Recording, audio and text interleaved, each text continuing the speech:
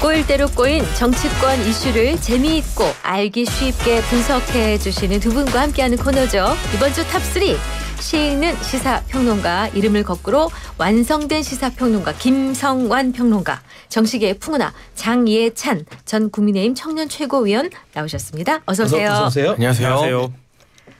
좀 걸으시나요, 두 분? 아, 우리 저 뛰시죠. 아예 김성완 평론가는. 우리 장예찬 최고는 저는 잘 안 걷습니다. 네? 그러면 운동은 평소에 뭘로 하세요? 그래서 계속 살이 꾸준히 찌고 있습니다. 네. 해답이 간단하네. 네. 예전보다 많이 날씬해졌는데 얼굴도 좋아지고. 좀 주말엔 많이 걸으세요. 해바라기가 가장 좋답니다. 요새 날씨가 너무 좋아서 그러니까요. 네. 걷고 싶은 날씨인 것 같습니다. 맞습니다. 이렇게 좀 스트레스 받으시면서 일하시잖아요. 이거 좀 풀 땐 제대로 푸시길 바라면서 본격적으로 첫 번째 키워드 살펴보겠습니다. 첫 번째 키워드 마이웨이입니다.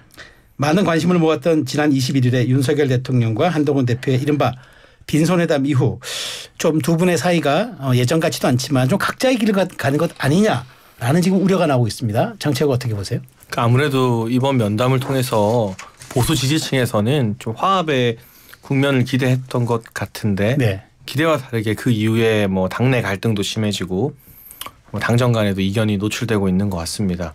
근데 저는 정치라는 게 이상보다는 현실을 인정하고 가야 되잖아요.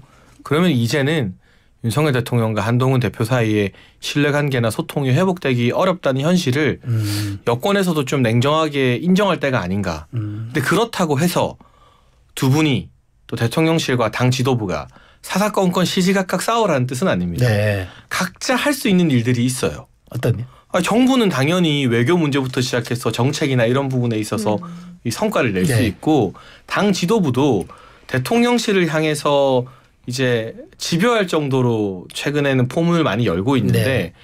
이 여당 지도부가 할 수 있는 게 대통령실이나 영부인 비판만 있는 건 아니거든요. 네.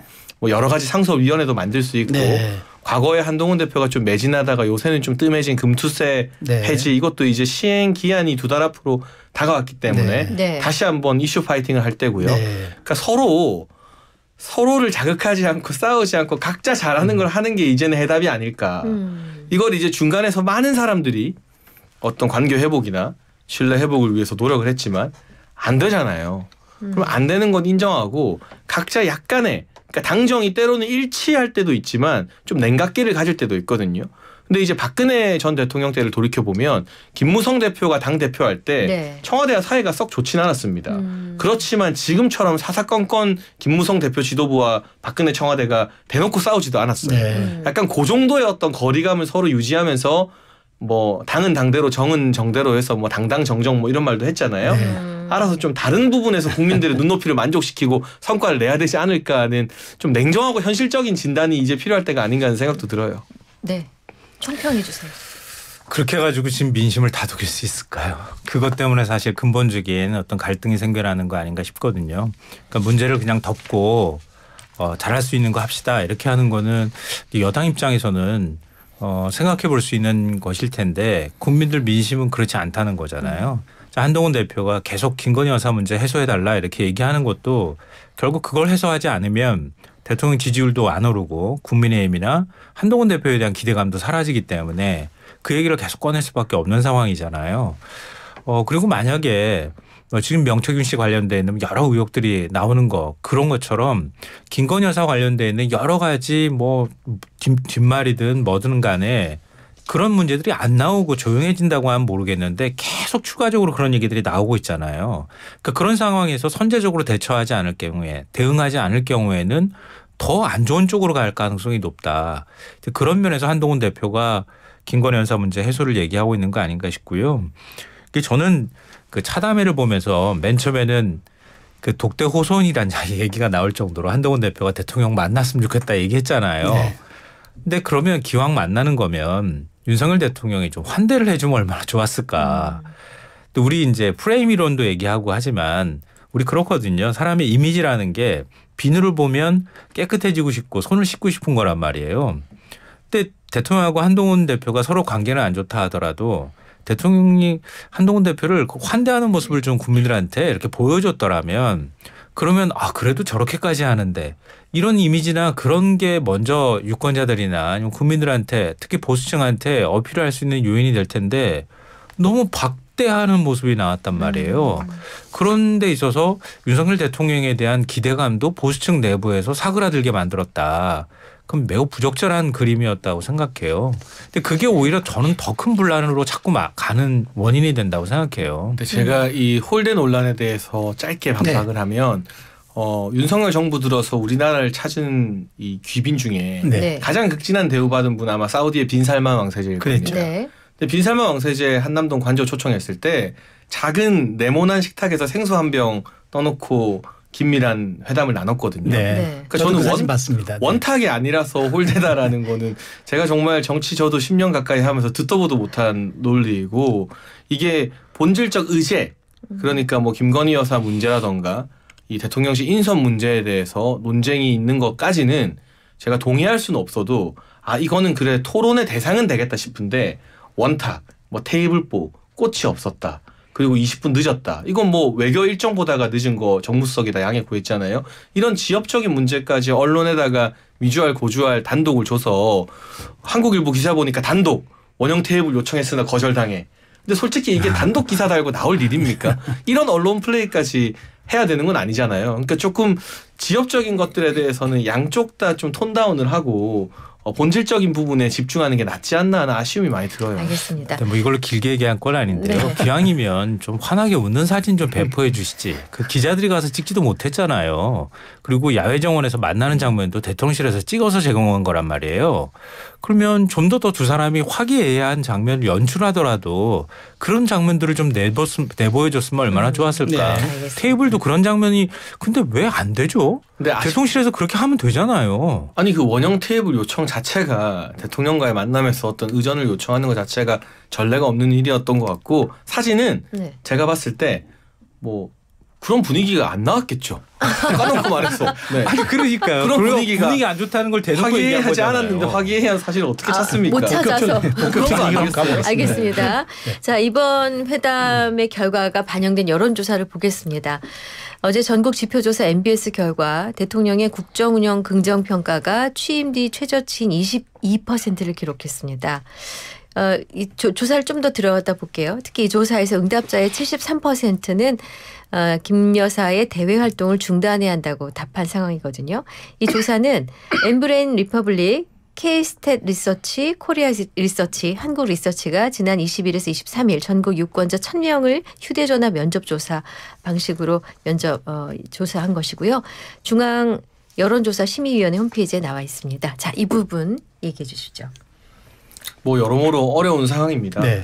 그리고 이 당대표와 대통령 사이의 갈등이 사사건건 노출되는데 국정 지지율이 올라갈 수가 없는 구조이기도 하고요. 네.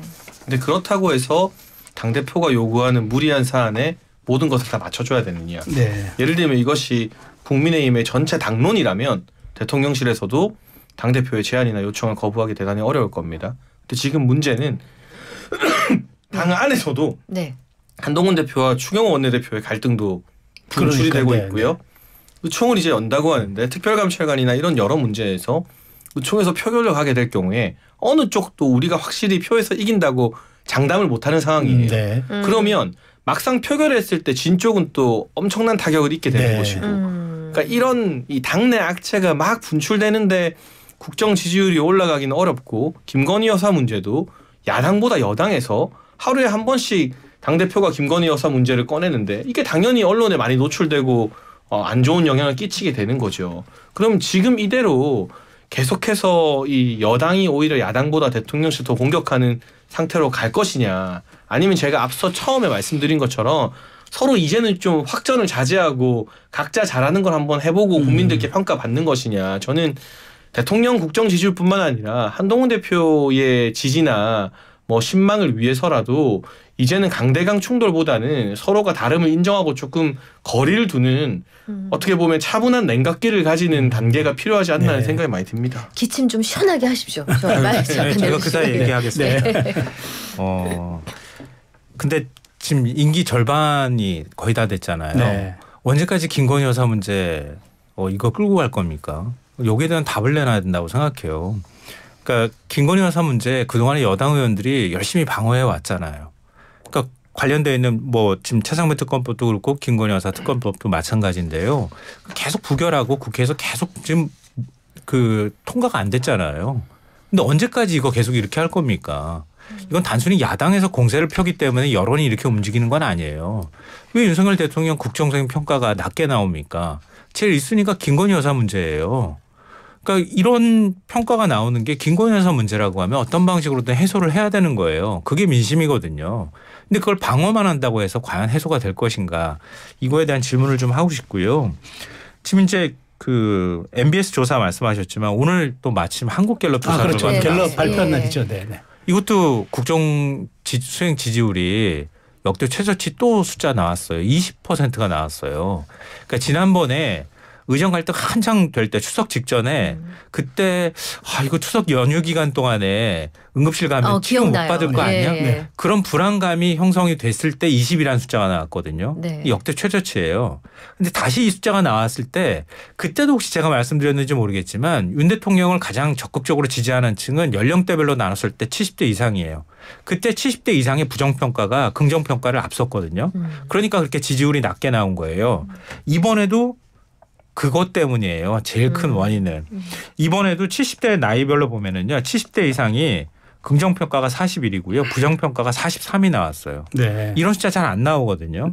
이게 그 20이라는 숫자 이후에 22, 23 이렇게 올라갔다가 다시 떨어지는 굉장히 큰 원인이 된 거고 그 원인이 된 것 중에서 이번에 부정평가 사유 물어보니까 김건희 여사 문제가 제일 많이 나왔고요. 15%로. 네. 그다음이 이번에 새롭게 4%포인트가 올라간 게 소통미흡. 소통미흡. 예. 그리고 2%포인트로 잡힌 부정평가 요인이 여당 내부 갈등. 네. 그 나머지 것들은 이전에도 있었던 네. 거거든요. 네. 이걸 보면은 아까 제가 말씀드렸던 것처럼 미워도 그래도 한번 품어주는 모습을 보였더라면 이렇게까지는 안 나왔을 거다. 이 말씀을 드린 거고요.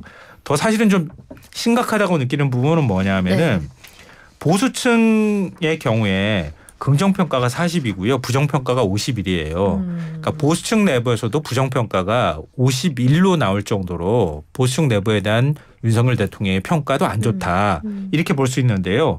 정당별로 보면 국민의힘 지지자들 대상으로 한 조사에서는요. 긍정평가가 48이고 부정평가가 40이에요. 보수 지지자라고 스스로 밝힌 분들하고 국민의힘 지지자 당원에 가까운 분들인데요. 서로 미스매치 되는 거예요. 이 얘기는 뭐냐면 국민의힘을 지지하는 지지층하고 지지층이 보수 전체 여론을 대변하지 못한다는 뜻이에요. 그러니까 국민의힘 안에서 여론이 윤 대통령을 어떻게 해서든 지켜줘야지라고 하는 소속감이나 이런 거는 강할 수가 있겠지만 국민 여론하고 격차가 너무 크다는 거예요. 이건 향후 국민의힘이 어떤 걸 지향하는 정당인가라고 심각하게 고민해야 될 부분이다. 이걸 그대로 이렇게 넘기면 국민의힘은 고립이 되는 정당으로 갈 가능성이 높다는 걸 이번 조사가 보여준다고 생각해요. 네. 방금 얘기하신 한국갤럽조사는 지난 20일에서 24일 전국 만 18세 이상 유권자 1,000만 무선 무선 가상전화 전화주선 인터뷰 방식으로 진행했고요. 자세한 내용은 한국갤럽 중앙여론조사심의위원회에 나와 있습니다. 자, 이제 앞서 이제 이 보수 성향의 이제 인터넷 매체로 알려져 있는 데일리안의 조사 결과 제가 한번 볼게요. 윤한 갈등의 책임자 누구냐는 질문에 1위 윤석열 대통령 38.1, 김건희 여사 37.7로 나타나 윤 대통령 부부의 책임을 75% 넘게 지지했는데 사실 데일리안이 이제 보수 성향 매체다 보니까 우리가 흔히 하우스 이펙트라고 하잖아요. 그런 어떤 여론조사기관의 성향까지 감안하더라도 이 부분이 좀 너무 높게 나오지 않았느냐 이런 지적이 있어서 결국 이런 상황에서 윤 대통령 부부에 대한 책임론이 일고 있는 가운데 어제 이제 김 여사가 폴란드 대통령의 국빈 방한 공식 환영식에 잠깐 모습은 나타냈어요. 앞으로 어떻게 전개될 걸로 보세요? 일단은 갈등이 불거졌을 때 더 큰 권한이 있거나 지위가 높은 사람에게 책임을 묻는 게 우리의 일반적 정서기 때문에 그렇죠. 한동훈 대표가 잘하고 있다가 아니라 그래도 대통령이 좀 더 끌어안아주면 안 되냐는 여론이 높은 것은 부정할 수 없는 사실로 보입니다. 다만 국정 사태가 이 지경이 되고 지금 사실 민주당을 공격할 호재도 굉장히 많고 이재명 대표의 사법 리스크가 다가오고 있는데 김건희 여사 문제를 소위 말하는 일면에 띄우는 원인이 과연 국민의힘이 거기에 오히려 더 기름을 부은 것은 아닌가 하는 고민도 저는 해봐야 된다고 보고요. 어제 같은 경우는 폴란드 대통령 부부가 부부죠. 국빈으로 참석을 했기 때문에 외교 우전에서는 부부 동반이 기본이거든요. 특별한 사유 없이 부부가 동반해서 환영을 하지 않으면 그게 오히려 상대국 정상 부부에 대한 결례가 되는 겁니다. 그러니까 대통령께서도 제가 알기로 한동훈 대표와 면담을 할 때 이런 외교의 의전, 이 국제관계에서 부부 동반으로 외교를 할 때 꼭 필요한 것 정도를 제외하면 사실상 공식 활동이 많이 자제되고 있고 앞으로도 더 자제될 것이다. 한번 지켜봐라. 지켜보면 알게 될 것이다 라고 말씀을 하셨거든요. 근데 이게 마치 한동훈 대표가 힘으로 밀어붙여서 대통령이 100개 들고 투항하듯이 어떤 선언을 해버리면 저는 그때부터는 남은 임기가 절반이나 되는데 국정 운영의 동력이 상당 부분 상실된다고 봅니다. 한동훈 대표도 이제 충분히 자기가 할 말을 했으면 이후에 어떤 김건희 여사의 행보나 공식적 대외 활동이 이런 외교 무대 외에 또 있는지 또 뭐 국민 눈높이에 안 맞는 게 있는지를 좀 지켜보고 그때 가서 이야기를 해도 되는데 데드라인을 설정하고 예스냐 노냐 이거는 여당 대표가 대통령에게 쓸 수 있는 언어는 아니라고 봐서요. 뭐 어제 그 폴란드 대통령 환영 자체가 또 국민적으로 논란이 되는 것 같지는 않고 추후에 이제 과연 어떤 식의 어떤 내조를 하는지를 좀 차분하게 지켜볼 필요가 있지 않나 싶고 한 가지만 더 말씀드리면 우리가 이 집권 여당이라고 하는 세력은 대통령실 정부와 뗄래야 뗄 수 없는 한 식구인 거잖아요. 그러니까 무조건 다 같은 이야기를 해야 되는 건 아니지만 예를 들면 김건희 여사 문제나 또 다른 부정적인 어떤 이슈가 터졌을 때 때로는 비도 같이 맞고 날아오는 돌멩이도 같이 맞으면서 서로 지켜주는 게 이 정치권에서 말하는 동지인데 지금 과연 집권 여당이나 친한계가 대통령과 동지의식을 공유하고 있는가 저는 그런 본질적인 물음도 한번 띄워보고 싶습니다. 알겠습니다. 잠시 조사 개요 하나 말씀드리고 김성환 평론가 말씀드릴게요. 제가 좀 전에 말씀드린 데일리한 여론조사는 여론조사 전문기관 공정에 의뢰해서 지난 22일 전국 남녀 1,004명을 대상으로 무선 100% 방식 RDD 방식 ARS로 진행됐습니다. 자세한 내용은 중앙여론조사심의위원회 홈페이지 참조하시면 되겠습니다. 이거 한꺼번에 할 거 그래서 계속 하게 돼서 자 그러면은 이제 이번 주 탑3 한 번 더 짧게 말씀드릴까요? 이거는 이제 제 얘기라기보다는요 그냥 보수 신문의 최근 사설 내용을 그대로 옮겨드린다고 생각하시면 될 것 같아요. 그러니까 얘기 취지는 이런 거예요. 그러니까 보수층 일각에서도 나오는 것처럼 우리가 대통령을 김건희 여사로 뽑은 건 아니지 않습니까? 그러니까 김건희 여사는 선출직이 아닌 거예요. 그럼 대통령 권력이 있고 대통령을 우리가 스스로 뽑았으면 말씀하신 것처럼 대통령과 관련되어 있는 문제에서 뭔가 야당이 문제 제기를 하거나 의혹이 나오면 집권 여당에서 적극적으로 방어를 해야죠. 그럼 어떻게 보면 집권 여당의 책임이기도 하거든요. 근데 지금 정권을 흔드는 문제가 김건희 여사 문제가 됐어요. 그러면 어떤 방식으로든 김건희 여사 문제는 대통령하고 또 다른 차원의 문제로 정리를 해야지 맞는 거예요. 그러니까 그렇게 하라고 또 얘기하고 있어요. 보수 진영 내부에서. 그렇게 하면 윤석열 대통령이 추진할 개혁 과제나 이런 것들이 많기 때문에 그걸 또 적극적으로 우리가 할 수 있는 명분이 있지 않습니까? 도울 수 있는 명분이 있지 않습니까? 이렇게 얘기를 하는 거거든요. 근데 그거를 지금 분리하지를 못하는 거잖아요. 그러니까 공적인 어떤 대통령의 인식과 지금 가족이라고 하는 사적인 영역에서 이루어지는 것들을 막 혼재해가지고 지금 국정 운영을 하고 있다고 하는 따끔한 지적을 받고 있다. 심지어 보수 언론조차 일관되게 그런 주장을 하고 있다는 말씀 제가 대신 드립니다. 그런데 저는 김건희 여사 악마가 너무 과하게 된 것 같습니다. 제 전직 대통령 영부인이 혼자 1호기 타고 인도 가고 했던 사례들을 봐도 김건희 여사와 관련된 사법적인 부분도 이제 해소가 되었는데 국민적인 우려가 있다는 건 알지만 이렇게까지 떠들썩하고 이렇게까지 잘못한 일인가?